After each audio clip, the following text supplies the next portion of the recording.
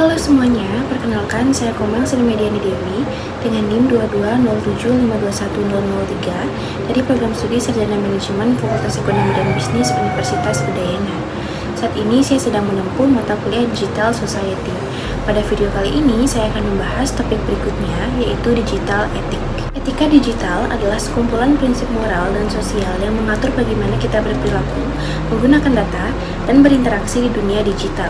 Misalnya, menghormati privasi orang lain, berpikir dua kali sebelum membagikan sesuatu secara online, dan tahu bahwa tindakan kita di internet punya konsekuensi. Data etik atau etika data itu mencakup hak individu atas privasi, persetujuan, transparansi, keadilan, dan akuntabilitas. Jadi, bukan hanya soal apakah saya boleh klik ini atau tidak, tapi soal haruskah saya dan apa dampaknya bagi orang lain.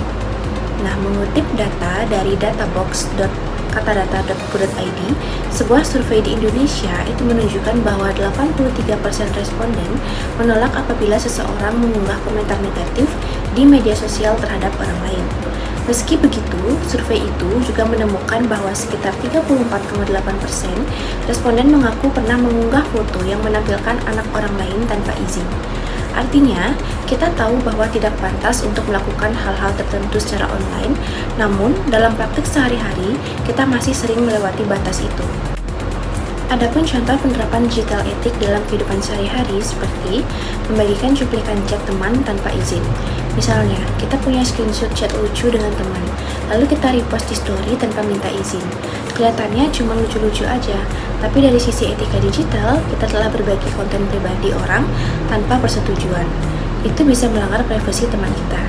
Yang kedua, menggunakan kata sandi yang mudah ditebak atau sama untuk banyak akun, di mana ini mungkin lebih soal keamanan cyber daripada etika langsung, tetapi tetap bagian dari etika digital. Nah, ketika akun kita itu dibobol dan data teman kita terbuka karena kita tidak menjaga keamanan, itu bisa berdampak pada orang lain juga.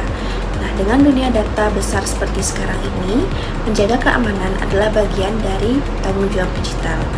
Nah, yang ketiga, ada algoritma media sosial yang menjebak kita dalam fitur bubble. Nah, ini mungkin kita memperhatikan bahwa setelah beberapa kali melihat konten A, konten serupa itu terus muncul di pencarian kita. Nah, itu adalah algoritma yang menyerahkan kontrol ke sistem dan bukan ke kita secara sadar. Nah, dari sisi etika, kita harus sadar bahwa konten yang kita lihat itu tidak netral, dan kita punya tanggung jawab untuk mencari informasi yang seimbang. Terima kasih sudah menonton, sampai jumpa di topik berikutnya.